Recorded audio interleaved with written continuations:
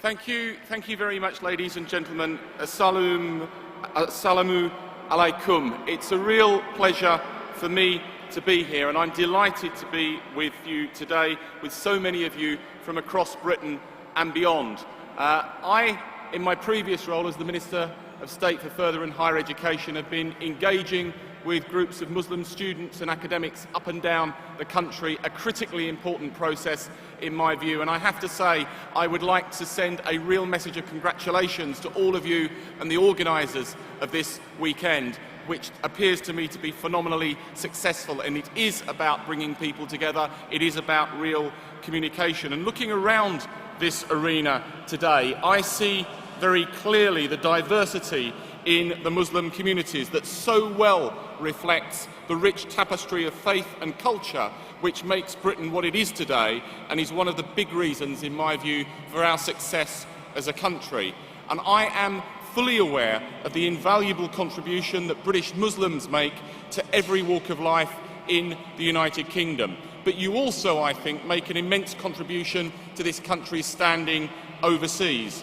British Muslims, with your overseas links and international outlook, are central to the establishment of Britain as a global finance, media, religious and cultural hub.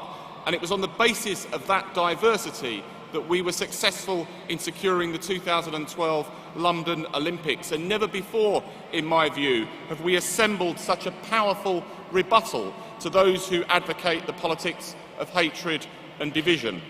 Britain, I think, should also see itself as a global hub for diplomacy and for ideas. And that means not only maintaining our relationships with existing powers, but also deepening them, deepening our alliances with emerging nations, and not just between governments, but between businesses, universities, cities and citizens. It also means developing a reputation as a hub for new approaches and solutions to global problems. All of our foreign policy priorities affect the lives of ordinary British people and ordinary British Muslims, from issues around climate change, counter-terrorism to resolving conflict. And I believe very strongly that British Muslims have a key role to play in these areas. Why do you have a key role? Not because you have extra responsibilities that don't fall to other members of our society, but because all citizens in this country of ours, I think, have a stake in our foreign policy.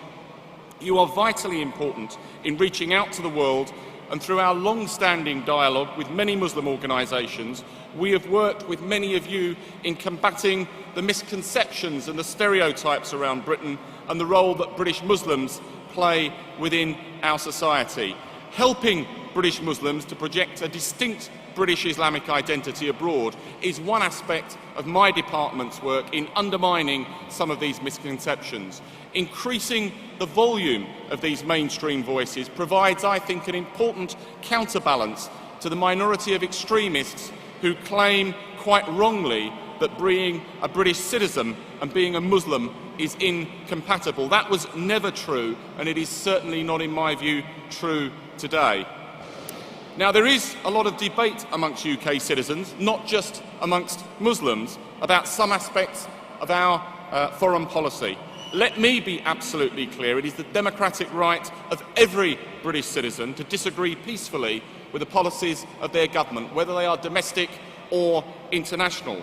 However, there is a strong role for government to communicate its policies better, and we're certainly seeking to do that. Ministers and officials are making regular visits to local communities to explain the UK position on a range of foreign policy areas, and that is something that I and the Foreign Secretary are very committed to doing and to continuing.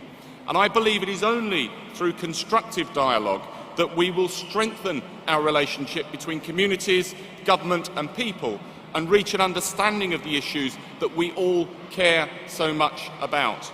Over the last year, Foreign Office ministers and officials have met many people from Muslim communities across the UK who make an invaluable contribution to British life, whether it's in cutting-edge business, by coordinating international aid efforts, or leading the way in education in the sciences and the arts.